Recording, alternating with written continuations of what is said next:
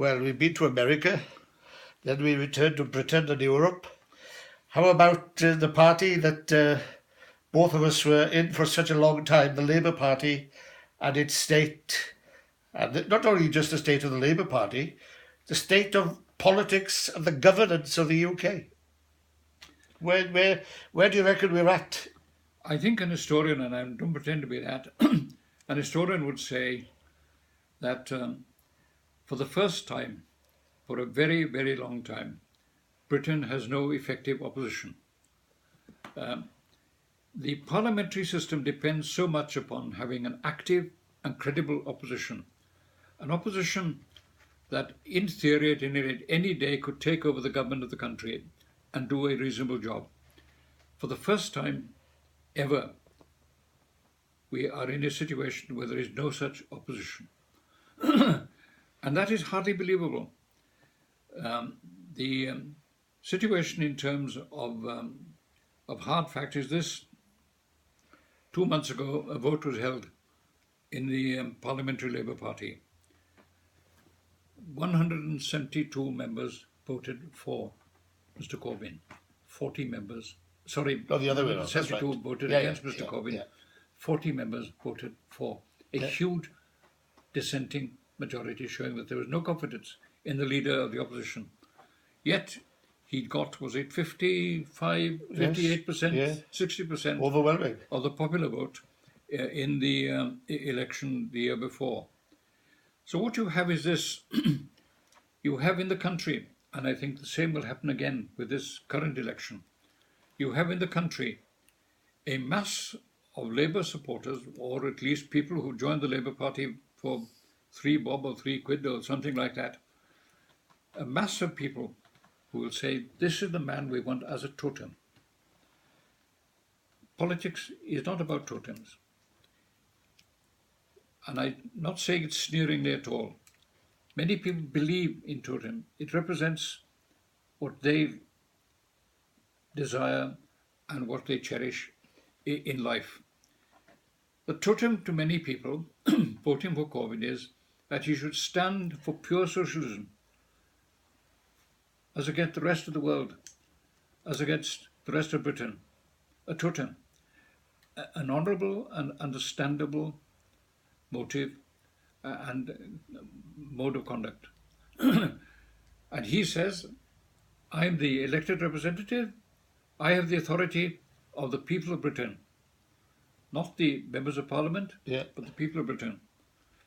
But you just can't run parliamentary democracy on totems. So what's going to happen? Let's assume he wins. I think he will win, and Yeah. I think he'll win possibly with a greater majority than before. So where do we go then? We could either remain in a state of total chaos without an opposition, or there may be 1 or 2 possible paths of redemption. One of them has been suggested in the last few days, and it's this, that bearing in mind, of course, that Corbyn is not just a theorist, he's a very clever and very ruthless political operative. And there will be, I think, revenge on people who are against him.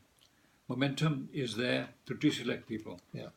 And there is a danger that dozens of Labour members of Parliament We'll lose their candidature. who stood by the parliamentary system will lose their position. Now, that would be dreadful and would be the wrecking of the Labour Party completely. One possible way out is this. A suggestion has been made that one could use a shell body in some way or another to form what is essentially a new party, but a party that is there already, if I may indulge in a tautology of that nature, and it's the Cooperative Party. Yeah. Mind you, they've already said last night, keep us out of it. Well, right? They're saying we're a separate organisation, we are not taking sides, well, and they have said to these MPs, no, we won't do it. the Cooperative Party is one. The Independent Labour Party is another possibility. In other words, they could use one of these cells, if they are available, to form what is essentially a new party, but still a new old party. And the constitutional situation is this. If I remember rightly, Erskine May, which, as you know, is the authority on parliamentary procedure. You can quote it from nothing. I've heard you do it. Well, Erskine May, I think I'm right, it's page 49 of Erskine May, Yes. of the current edition of Erskine May, says, the next biggest party in Parliament shall be the official opposition, right? Secondly, it says there's an Act of Parliament of, I think, 1967 or something like that, which said that where there is a dispute as to who is the leader of the opposition, the ruling of the Speaker of the House of Commons shall be final. So there is nothing preventing the Labour members of Parliament, the 220, Choosing their own leader. Choosing their own leader. And if they do, the Speaker would tend to say X is their leader. So you have this situation. Mr. Corbyn is the totem. Mr. Corbyn represents pure socialism for the rest of the world. Mr. X represents the Parliamentary Labour Party. Yes, I know. But what of the Labour Party and the members? They will create mayhem, will they? Well, you take the annual conference that's coming in September. An agonising situation, no doubt. Will develop. It's a no-win situation, I reckon. But it's got to be done, you see. Mr. Corbyn has no more chance than the man in the moon of being an effective leader of the opposition. He's a totem, but he's not a leader of the opposition. Yes, but I'm being a devil's advocate here now.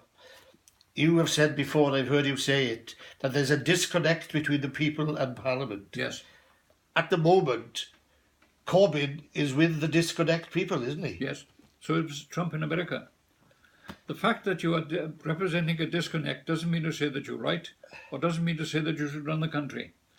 I don't want to see Trump run the country in America, and I don't want to see Mr. Corbyn run the country, but his chances of running the country are nil. You don't feel the people... Provided there is a parliamentary system, it's only by the overthrow of a parliamentary system that Mr. Corbyn could ever have a smell of leadership.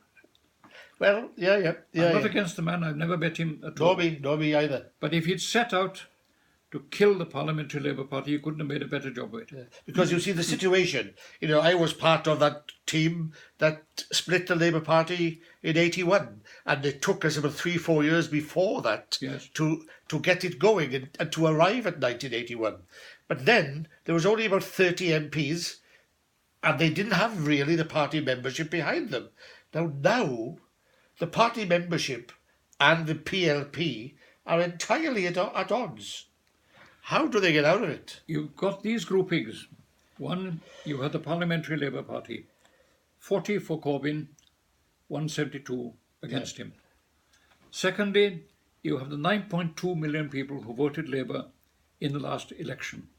Not as many as should, but still a very, very hefty bulk of public opinion.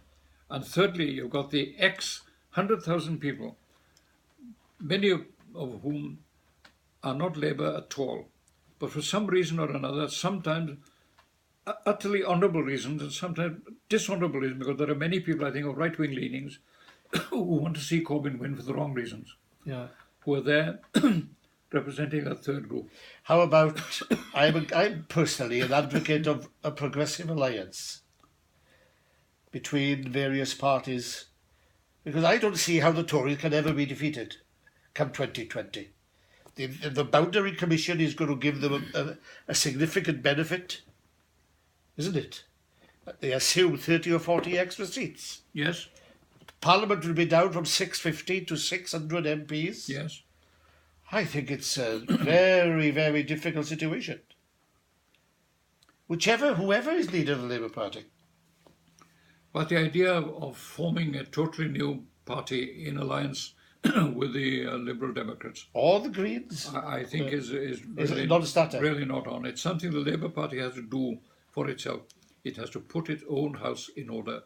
If it can put its own house in order, painful though it'll be, someday it'll be a credible opposition. Yes. And soon thereafter, one hopes, the government of the country. Well, there we go, look. America needs to sort itself out. Europe needs to sort itself out. And now Labour needs to sort itself out. We're pretty modest in our declamations, aren't we? But we're pretty accurate, I suspect. Iawn, diolch yn fawr.